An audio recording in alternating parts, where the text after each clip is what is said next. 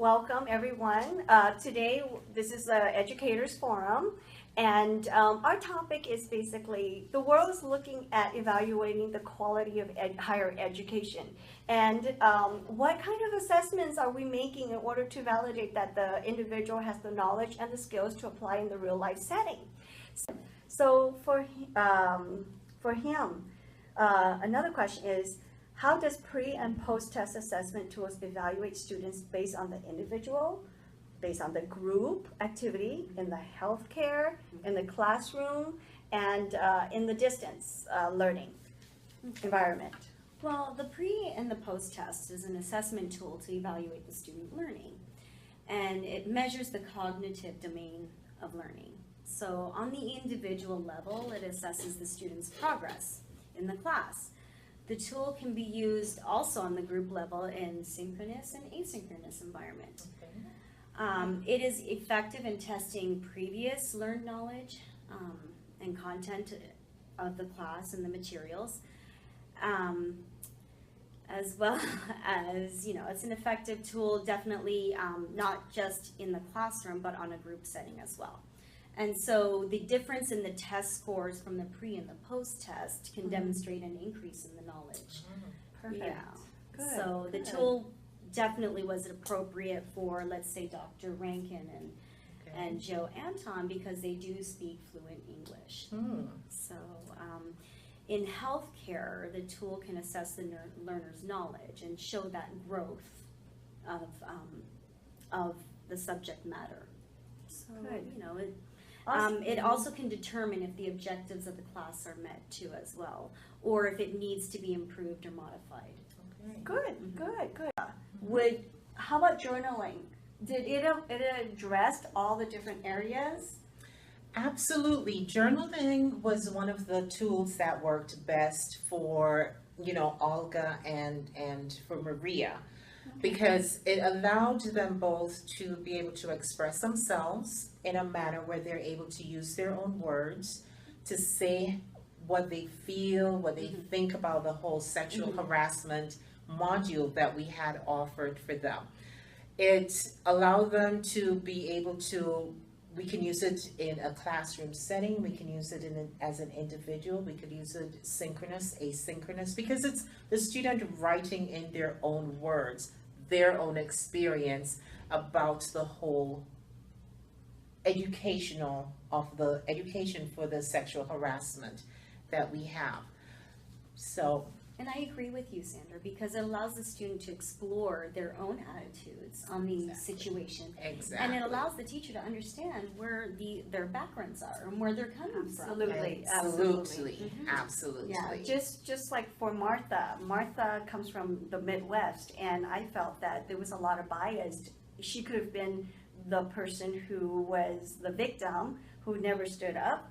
And so to me, the journaling provides a better reflection of what her thoughts are from the base. And then seeing that progression, seeing that if journaling, the effects of our class, even through an asynchronous, where she's able to turn in submissions every Yes. week to see that her learning has improved. Exactly. So the reflection was perfect. It does was show on that key. learning, definitely. It does show that learning as she's progressing through the class. Absolutely. Yeah, It does. so it was good. And one of the things also is that for example, for Maria and Olga, they both have, from a cultural aspect, similarities about their whole sexual experience, male dominance.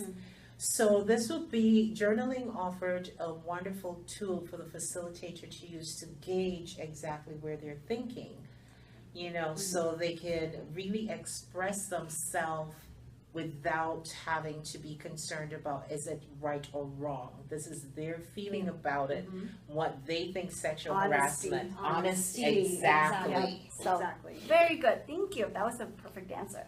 Okay, so our next question is, addressed, how does the method you selected address the various learning styles and special population? What do you believe, Him? Let's start out with you with the pre and Well, post test. I believe that if the instructor uses a standardized test, then it won't address the different learning styles or special populations. That's true. That's Okay. But if the instructor can customize it to the content and the material in the classroom, what they are delivering to the class, then I do believe that it would address those special populations of the class. For example, Dr. Rankin and Joe, because they do speak the English, but Dr. Rankin has more experience rather than Joe in healthcare, the questions can be tailored to just the content of the class rather than if using a standardized test, it would assess a wide range of information. Exactly. Okay, good. I wanted to add, I forgot to mention that when I use the role play to address the individual, it just fit because the role play had and provided an opportunity for my students to be able to interact, and they were much more engaging. But I used a rubric, a checklist rubric, and it just was simple. It identified all the tasks that was needed to complete. Even the task, I'm not talking about the actual task of doing a process, but being able to follow a checklist to say that this person did achieve the understanding, demonstrated the understanding, and that's part of a checklist. And to be able, but I was able to use the checklist to assess the individual in a group dynamic, you know, just as a role play. But role play could be synchronous or asynchronous, like taking a video and submitting it to me. Yes, right? absolutely. Absolutely. Yeah, so I was able to assess that. It did even address, I could definitely use it in the healthcare to improve their skills for taking care of patients. I can use the role play and also the checklist in the community, I mean, like the classroom, as also, as I said, in distance learning. Yes. And it So gives the students like a process. It It does. gives them an It order does. and what to look for. So if, you know, if they are doing a task, Mhm. it gives them what the teacher Clear is expectations. Clear expectations, Exactly. Yeah, exactly. yep, and I was good, good. So for Sandra, let's get back to the question of, did your journal address different learning styles and, you know, the population that we had? It actually does address the different learning styles and the population in a manner of speaking, because it allowed for each learner to express themselves according to how they want. So it's not in a box, it's not formed in a way so that they have to learn it in one specific manner. You know, some people are more visual learners, so the journaling can allow them to express something that happened to them in their experience. Others will look at things that happened from someone else, you know, they can look at things that they had read about Past experiences. past experiences. Exactly. So it does address the different learning styles for each of them. How about the special population? Like everyone we had were from different special population, right? Definitely, So- definitely. Absolutely. Actually, it's really wonderful when you're looking at the different population, because now you're finding out what their perception is as related to what they consider to be sexual harassment. You know, in Germany, women are not as important. So Olga may not recognize what sexual harassment is because it is so much accepted as male dominance for her culture. So her having the ability to do journaling does address a lot, and it looks at her learning style and how she processes that information herself. So when, as a facilitator, I get to read her journal, I now can look into her mind's eye and say, oh, this is what she's thinking.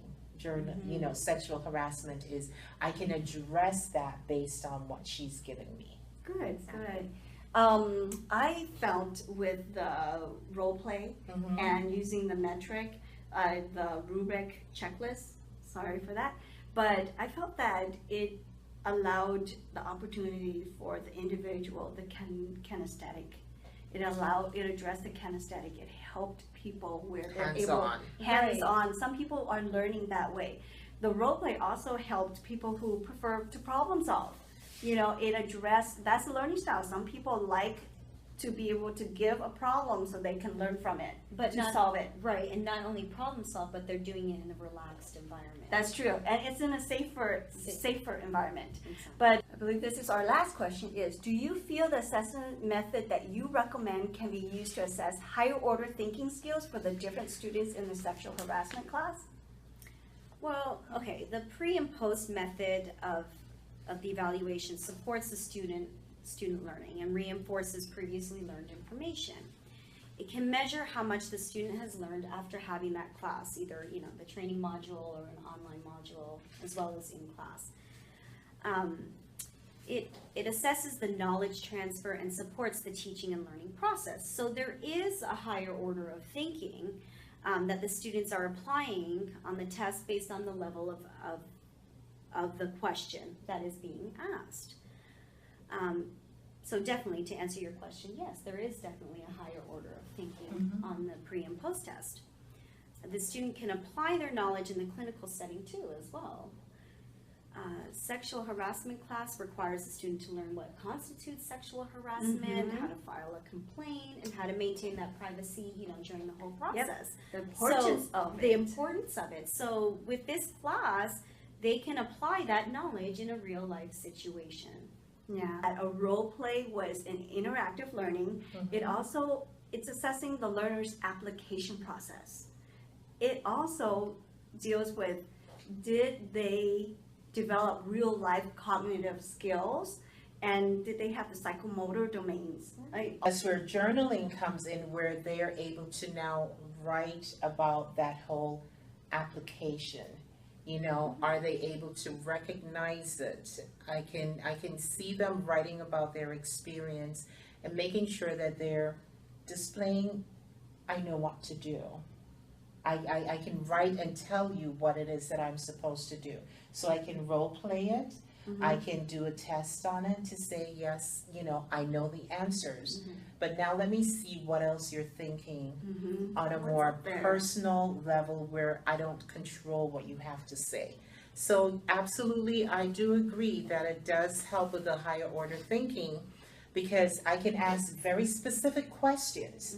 I can ask questions based on your scenario. Yep. Do you recognize this behavior as being sexual harassment? Exactly. What are your thoughts on this behavior? And again, looking from the whole cultural aspect of it, now I get to see what it is that they're thinking in terms of their perception of, from their cultural aspect on what sexual harassment is. So it Absolutely. really gives Exactly. a deeper. And the thing Exactly. is, you can also see if those cultures has affected their behavior at all. Exactly. Right? You can see if it sustains because it's what they write and they take with them Yes. in the class. So it's amazing. Well, that's all the time we have for today. But as you can tell, we learned a lot. Thank you, ladies, for providing Thank your you. utmost knowledge and feedback. And I believe all our learners really achieve a positive outcome from this. Thank you very much and have a good day. Thank you. Thank you. Bye-bye. Bye.